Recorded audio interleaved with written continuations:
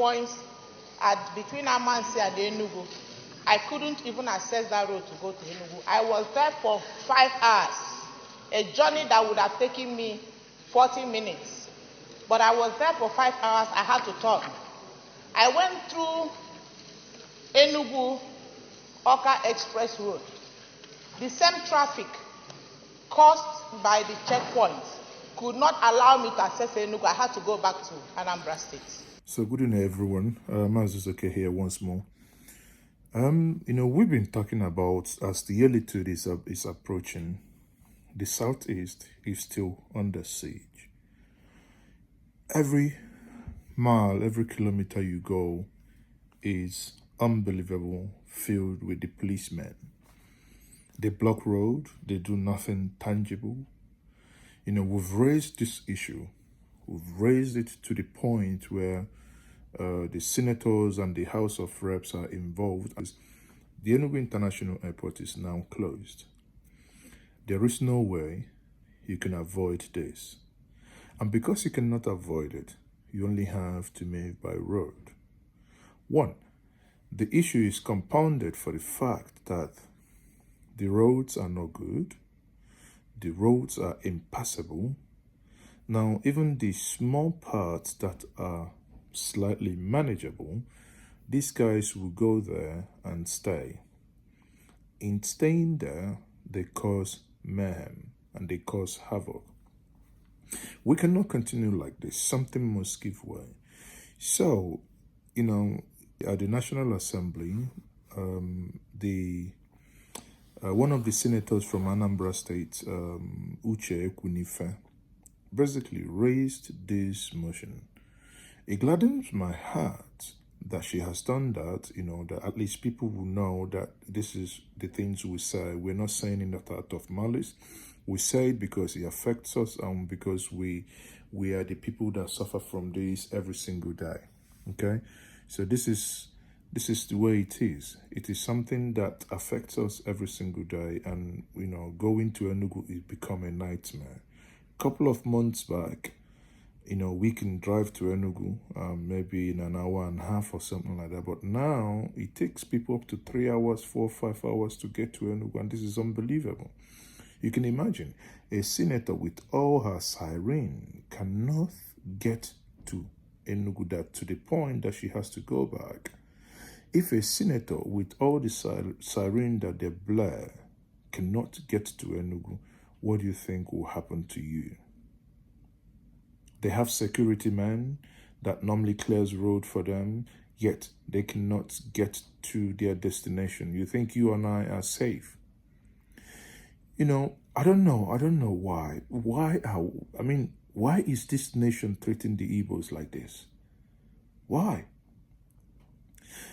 I don't know if you guys have ever driven from Owerri to Port Harcourt International Airport. The moment you leave Owerri, I'm not exaggerating. I'm telling you my experience. The moment you leave Owerri and you're heading towards Port Harcourt, between before LL or from LL to, come on. You basically stop. You will stop. You look, a policeman is checking your what's it called, your driver's license. You're basically standing there looking at the next station or the next police stop in front of you. It's about like 2 electric poles. And you get there, the same person will ask you the same question the previous one asked you. Oga, anything for us? Show me your fire extinguisher. Okay. Let me see your driver's license. So what I basically have done is I collected a white sellotaped my driver's license in front, basically on my windscreen.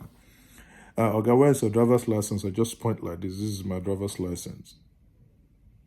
And everyone looks surprised because it's irritating.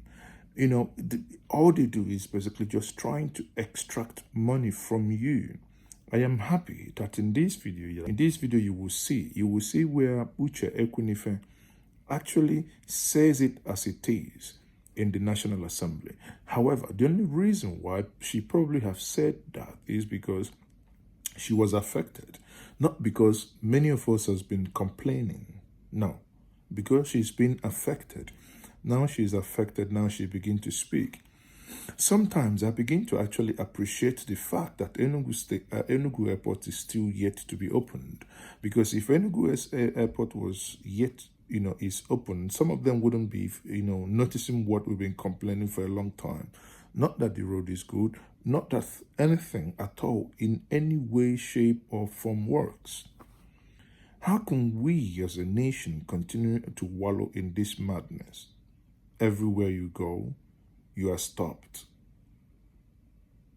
The other day, my cousin, who went for an official assignment in Kano, says that in the market, they see fallen rice for 20,000. Yet, the same fallen rice, our borders are closed, it's 20,000. If you go down anywhere in the east, you cannot get a fallen rice for 25,000, 28,000. If he ever tries to buy a bag of rice to come down for Christmas, he would eventually end up spending over 20,000 to bring that rice down to east. Yes, and I say, let us go and buy cherries. Let us grow one of ours and feed ourselves. But the issue is, it appears the nation treats us honestly, I don't think it appears. It is that the nation treats us as a subjugated people, as a conquered people, as people in prison. That's why the police would pay money to come down to the east, to post themselves, to find themselves in the east. And this is not acceptable. We are human beings. We are human.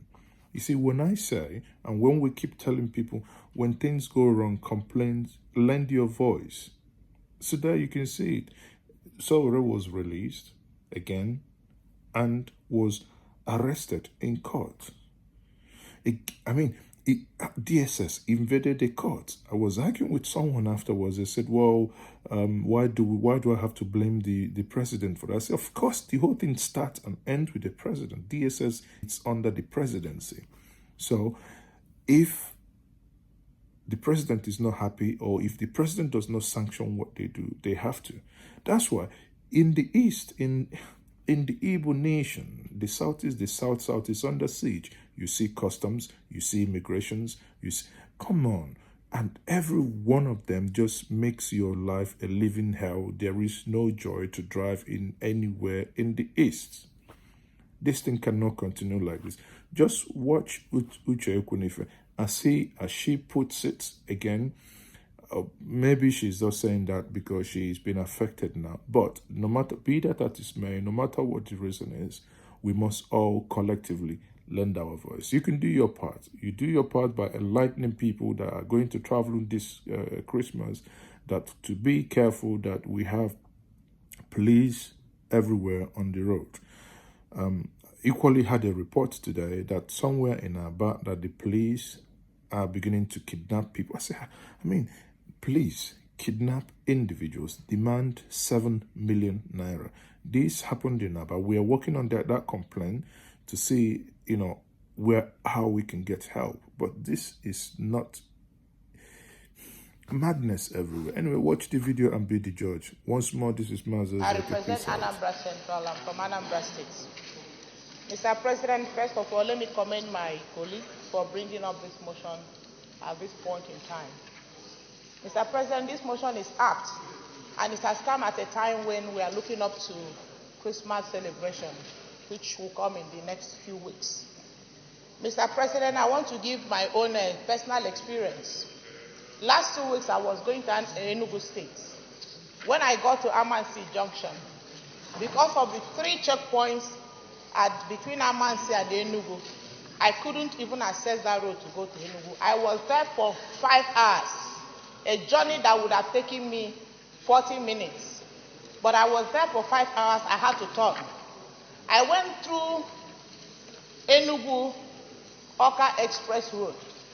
The same traffic caused by the checkpoints could not allow me to access Enugu. I had to go back to Anambra State, and I cancelled my trip.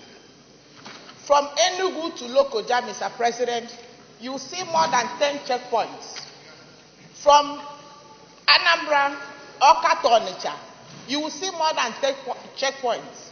From Onitsha to Owerri, you will meet more than 30 checkpoints. You will pass police checkpoints. The next one, after some few meters, you see army checkpoints.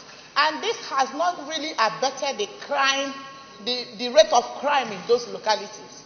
Mr. President, kidnapping happens every day and very close to those checkpoints. So I wonder what they are even stopping.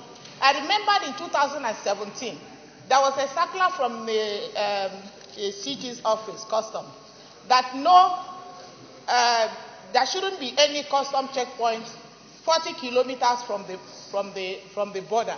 But now, customs are everywhere in every state. What are they checking?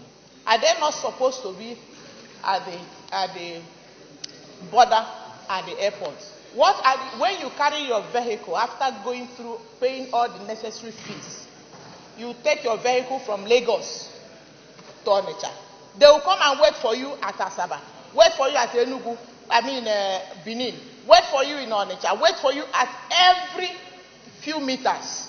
What are they doing on the road, Mr. President? The hardship these checkpoints are causing Nigerians, it's immeasurable. Apart from collapsing the businesses, it is also obstructing our movements. And many a times, there are so many casualties through maybe this careless shooting by the policemen and all that. So I think time has come when we need to not just stopping it by calling all the heads of these agencies to instruct them to remove all the checkpoints with immediate effect. Now we're entering Christmas period. With all these checkpoints, how would families come in for their holidays? How would they come in to assess their businesses? How would the movement of the people go through this Christmas period? Mr. President, this motion is timely and it's a motion that affects everybody. I'm talking as affects me as somebody from the Southeast. Yeah. I don't know how it affects somebody from another zone, but I think this is general and it's something everybody must condemn. And in condemning it, let us use this auspicious moment to stop the checkpoints and not know where that we need those checkpoints and what those checkpoints are doing to the economy of this country and the benefits of the checkpoints to Nigerians. As it is today, there are no benefits. Rather, Nigerians experience a lot of hardship because of the checkpoints everywhere. Thank you, Mr. President. The Minority Leader.